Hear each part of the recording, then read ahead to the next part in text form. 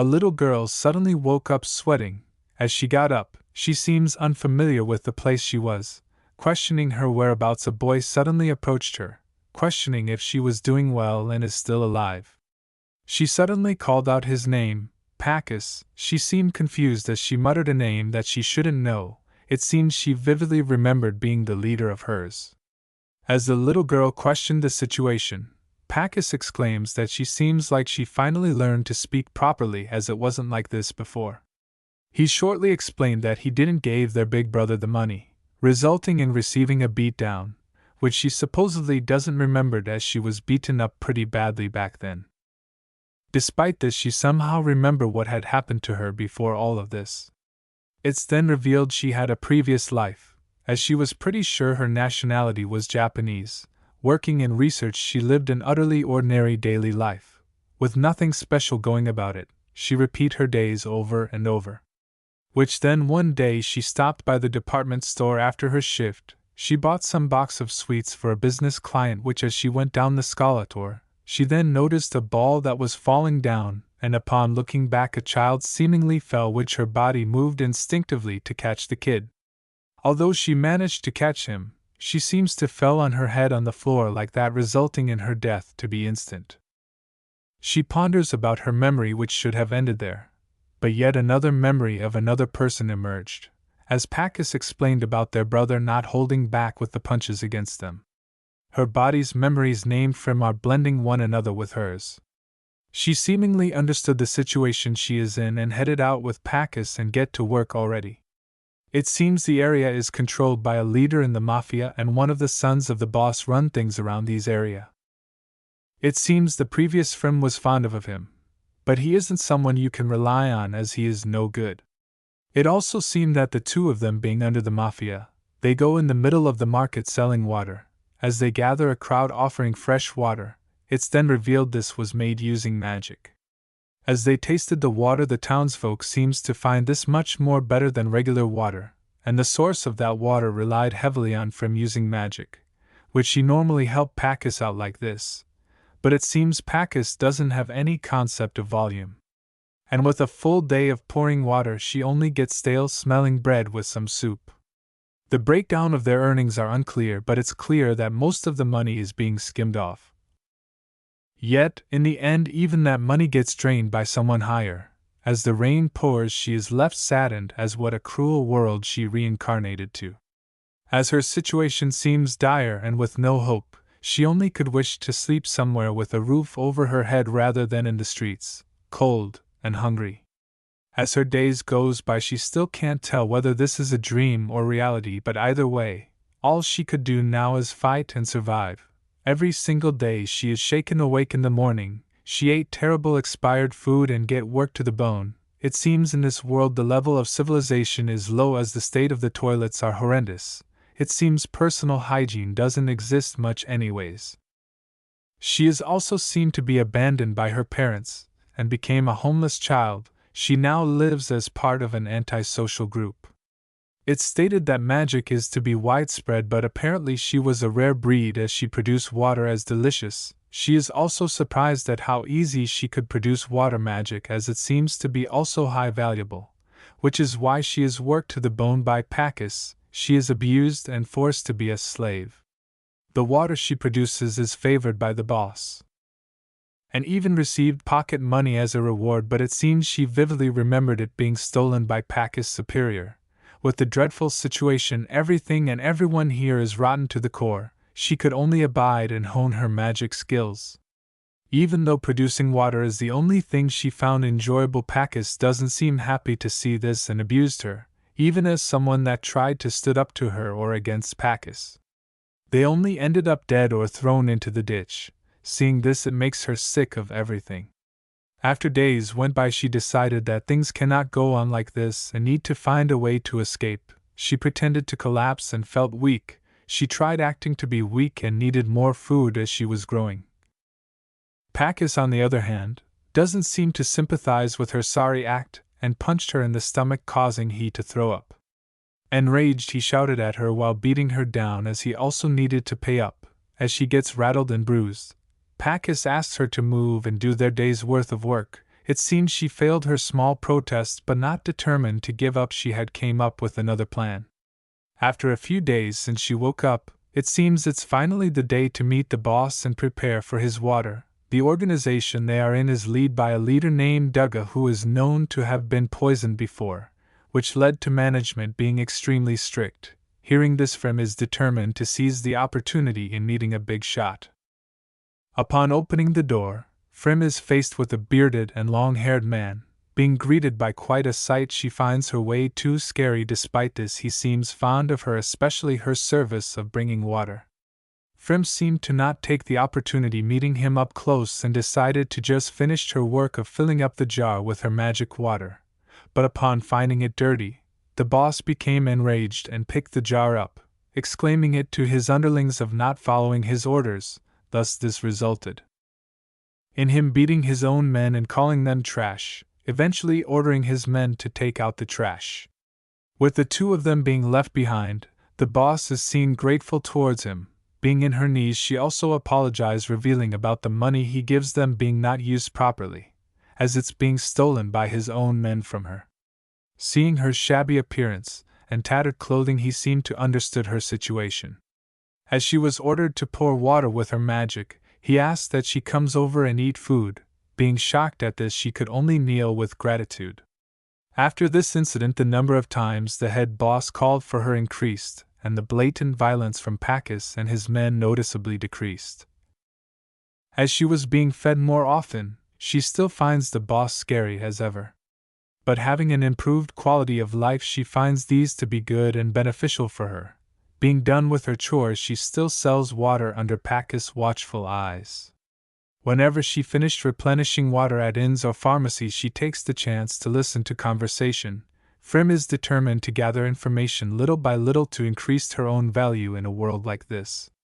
One day suddenly the boss seems troubled counting the money they gathered, and in order to escape this life she spoke up, having no choice but to take a gamble. She offered to help him count the money. The boss seems to find her astonishing, being able to do calculation. His men, on the other hand, doesn't believe so and asks her to go away after casting her magic spells.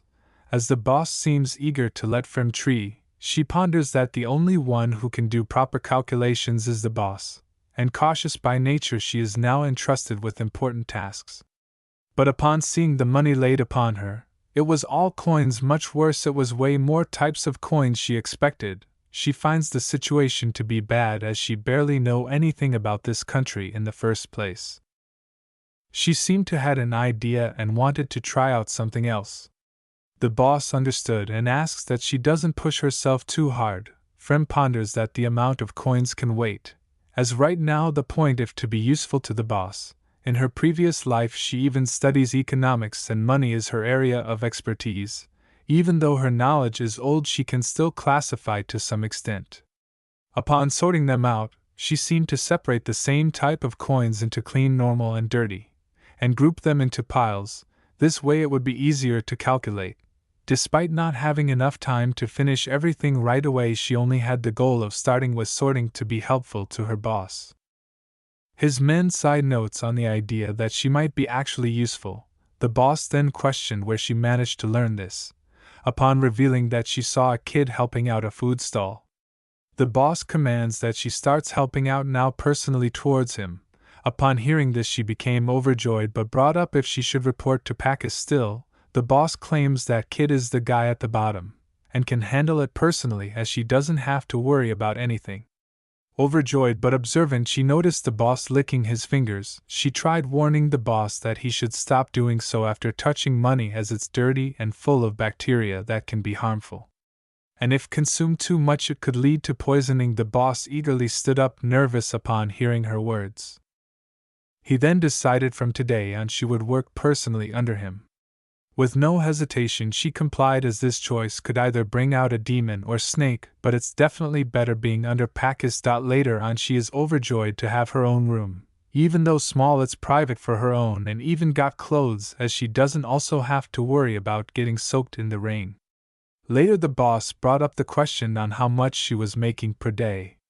Upon revealing 2 copper coins, he exclaims the reports they were earning a higher amount. Frim believes it was being skimmed off. The boss is surprised, apologizing for her men. It's then decided the boss would have her water transported from here, which Frim is slowly becoming someone who wants the boss to keep nearby at least. She is happy to find the chance to keep herself indispensable to the boss. She later on asks to clean up, as she has been bothered for this very problem for so long. It seems the dirt in the toilet is keeping her pondering, as the place they have is dirty, and the area gets slipper, which can be dangerous. As no one seems to be looking around, she blasted her squirter of high-pressure water, scaring her as the output was too strong. She decided to put in a little more effort to make things even better. The boss, on the other hand, is trying to find where Frim headed to. As he got up close to the disturbance, he found Frim to be blasting her water magic all around. She seems happy to be cleaning the hallway and toilet, displaying a magic water play. As she managed to clean and made things to be useful to the boss, she was praised and left her to believe that living on the edge of danger like this, she won't let that happen, and will survive no matter what, using the water magic she was born and with her modern knowledge. Afterwards, the boss ponders about the strange kid in her crew, being able to use water magic and knows so much for someone her age. He has never seen anyone like hers, as to why he decided to pick her up, as he figured there would be more to her than met the eyes, which he found no regrets there. He questioned one of her female members when did Frim ended up in the crew under Pakis, but turns out he was the one who decided to do so, not having any memory of it as he was too drunk out of his mind, but in the end she ended up for himself, as it didn't do right by Pakis, exclaiming Frim to be a good pick after all. As the next morning arrives, the chief suddenly mentioned that the crowd on the gambling house has been thinning a lot lately. Frim, hearing this, could only ponder that he shouldn't put the boss in a bad mood. His men agrees and speculate without a doubt that it's the Lookats group opening up their own place, stealing their own customers.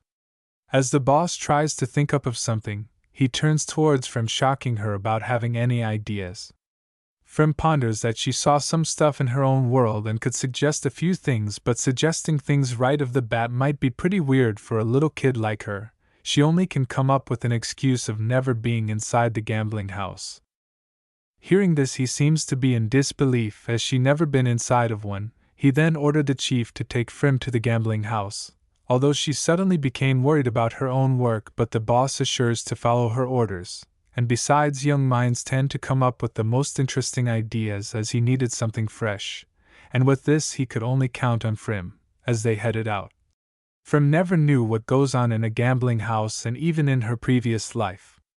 Shortly arriving in the gambling house, she is met face to face with men being rowdy and savages.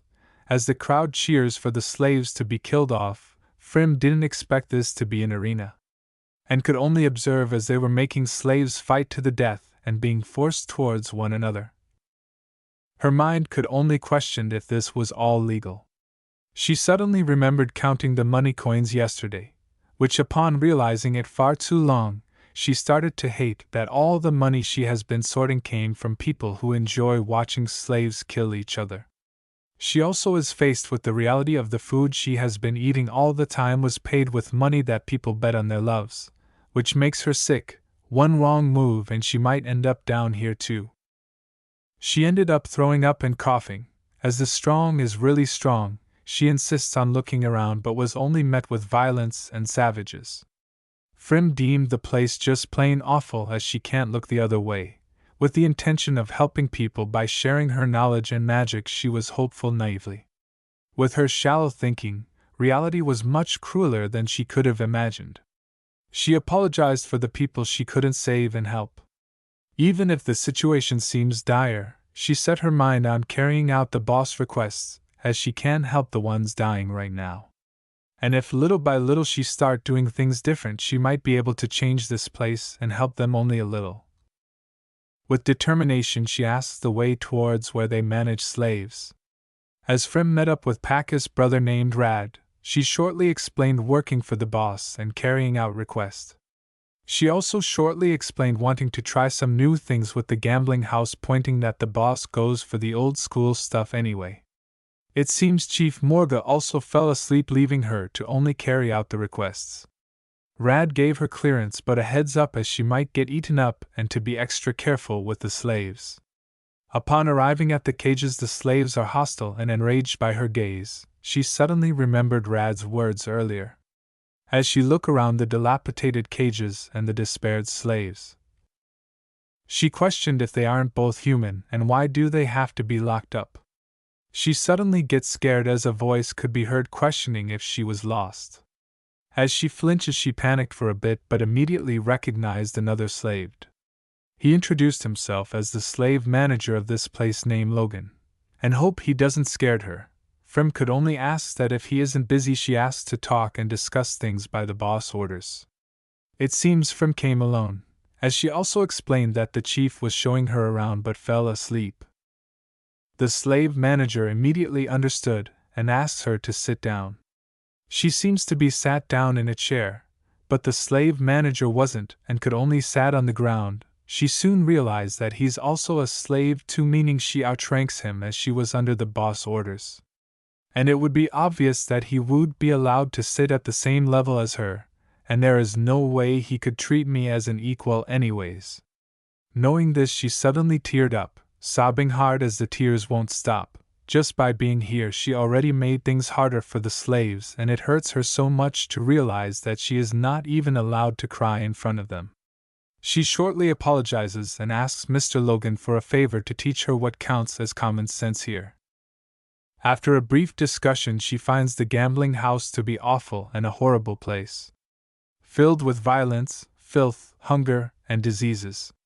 The everyday life here revolves around that. But with the chance to help others, she decided to do so, even if it's just a little. She knew to herself that every moment she spent hesitating, more slaves are going to die, and even Mr. Logan, who treated her kindly, might end up the same fate. She ponders how could she possibly look away from that possibility. As she headed back to the boss, she approached with an idea that might just save every life she can reach. Days after Frim's idea came into action, she was tasked with coming up with fresh idea, and that it somehow improved the slaves' living condition.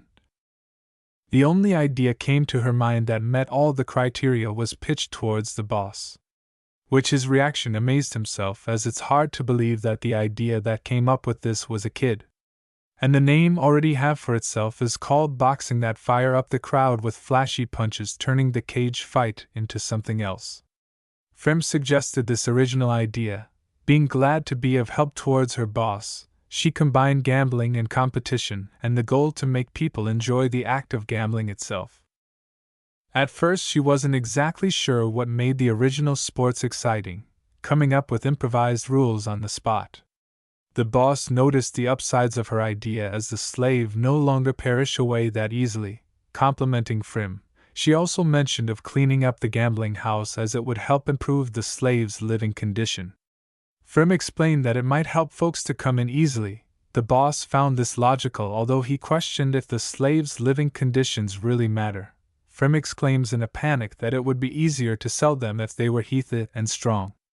She also doubles down that it's amusing to watch the scrawny ones doing cleaning work. With a silent look, he agrees and left the cleaning to her. Frim still ponders on the back of her head that it's still a setup where people are getting hurt. Even if they're no longer hacking each other to pieces with weapons, there are still dangers involved, but she finds relief that their lives have gotten even a little bit better than what it previously was. The boss, as he headed out, reminds her that if the slave mouths her off, she could freely take their lives. Frim became nervous and explained rather than do it that way it would be fewer workers. She also whispered silently of being still scared seeing people die at her watch. Frim was also asked to swing by the boss room later, which upon doing so she was handed a book, as part of her reward, as it's apparently a water magic grimoire. He was about to let it go and sell it, but he found it would benefit her in taking a look at it. With gratitude she accepts the reward, but Frim somehow would find difficulty understanding this, as judging from her past world memories the old Frim must have loved studying, but realizing she doesn't knew where she studied. Thinking about it gave her a headache. The other men suddenly called out to her for being unfair in receiving a gift. The boss shouted at them his frustration and to actually follow her lead in making them some money. Frim could only laugh at this. Later in her room, she became interested diving into the grimoire about water magic. As he read a lot of information and words, she then found it difficult and hard to read as it's so dense. She also couldn't make sense of most of it. But she gathered information that magic is basically created through the countless spirits drifting around us. Humans call out to them and spirits respond according to the user's act. It's then also revealed that the key to manifest magic power is to visualize it. Frim then had the idea of visualizing her magic power, thus creating a pen made out of water. She held the pen in disbelief as she managed to create what she intended to do so. Right now she is eager to find some way to make it useful for cleaning. She had the great idea of casting alkaline electrolyzed water to come out, but only had a wobble of water, and is not sure if it worked. She ponders if she could create hydrogen and oxygen, casting it out, but upon sniffing the air it seemed she smelled something horrible, causing her to panic. As she was able to breathe shortly after, she couldn't believe she managed to cast something like that, and never imagined she could create other components on the periodic table using her water magic easily. Although it seems to not be useful right now, it has its uses, pondering if she gains something dangerous. Her heart suddenly interrupted of pounding again, wondering if she should take a break and grab a bite to help her calm down. As she sat right next to the boss, she became hungry and was insisted on eating whatever she likes. It seems over time she got surprisingly close to the boss. As she munched on her food, she also mentioned of learning a new magic spell. The boss became happy hearing this, but upon revealing it was poison, she wasn't sure if it's really that. Hearing this made the boss speculate for a bit. She then ponders of explaining it much clearer given the history with poisoning of her boss. Her spell removes bad odors from the air and can purify the whole room. As she tried to explain much more clearly, she then asked to praise her. The boss could only awkwardly compliment her for doing a good job. Frim, on the other hand, couldn't really say ozone and had to explain in a weird way. Frim then suggested trying to use it together sometime. As such, her boss would be able to determine when there is poison in the air. The boss gestured for her to come over as he patted her head for being a good subordinate and to keep up her great work. As the boss suggests that poison smells bad, he then suddenly had the bright idea of bringing up the cleaning work. As such, the boss exclaims of cleaning the whole place top to bottom once the gambling house closes. He then kicked his men around and ordered them to grab a broom. Frim is confused, not able to comprehend the situation, but it's still a good opportunity despite not asking for it. At the gambling house, every slave and every member of the boss is now cleaning to the full extent, hustling over small details and being overseen by the boss himself. As Frim stood by, she mentioned the area where the slaves live. As this part is left to her responsibility, she asks for the assistance of Logan, as the slaves might not take her seriously. With clear words, she was given permission to do whatever she wants. As she headed towards the cage, she ponders that cleaning wouldn't be finished in just one day, but still she observed the boss looked overwhelmed, as it seems poison is a serious matter for him, but she is glad anyways as she got to handle the slave quarters however she see fit. As Frim arrived, she bowed her head to Mr. Logan as she appreciated the assistance. Mr. Logan, on the other hand, asks that she doesn't need to bow for him, as she addresses Frim as Miss of a higher standing in the group. Frim only asks that he helps direct the slaves, which he would try his best, but asks that she keep a close eyes on things. As she gathered all the slaves, she announced they would take baths and clean themselves. Hearing Maid Logan question this if they are even allowed to do so, Frim assures that it's fine as she is allowed to do as she pleases. As Frim started filling the buckets with water, she ponders it would be nice to have warm water. She then had the bright idea to change the temperature of the water, trying a new magic spell. This seemingly worked flawlessly, but then she immediately felt dizzy and wobbled, causing her to lose consciousness. She then had a dream the following moments, seeing the kid she saved before. Upon approaching, she was met with a question on why did she saved him. She then woke up in a cold sweat in a familiar room. The boss then entered and checked up on her condition. Frim shortly explained that she passed out due to trying out a new spell. The boss seems wary as Logan panics seeing her lost consciousness. He asks that she should stay in bed for now. Frim with worry asks that he doesn't punish the slaves on her account as it was her fault anyways. The boss could only scratch his head agreeing to her demands but insists she rests up for the whole day. The boss shortly left leaving Frim to ponder that she didn't thought she would collapse from that. She then claims of being more careful when she practiced new spells. Even though she still can't make ice, she could heat up water, questioning if it doesn't work in reverse or have to visualize it another way. She could only doze off and not have any idea about it. As she woke up, she is in disbelief of how tired she was. Waking up to a meal by the boss, it seems he cared for her and made sure she was well fed. The next morning Frim apologizes for making Mr. Logan worry. It seems he got startled when she suddenly collapsed yesterday. It seems Frim is fine and asks to hit the cleaning with full energy. Mr. Logan wished she would be more careful from now on, as they are grateful for her help, and if something happens to her, they don't know if they would live another day. He held Frim's hand asking to take better care of herself from now on. 'Cause if it happens again they might lose their heads literally. Frim understood, and is eager to go back in cleaning. It seems Frim could produce a large amount of water non-stop without any worries. Which Mr. Logan finds this quite incredible, wondering if she formed a contract with a spirit. Frim doesn't seem to understood this as she could only cast her magic spell by a lot.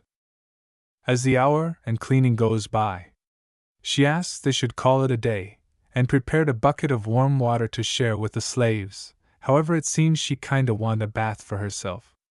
She also noticed glares from the other slave, pondering there are so many strangers that is glaring like they want to kill her on sight.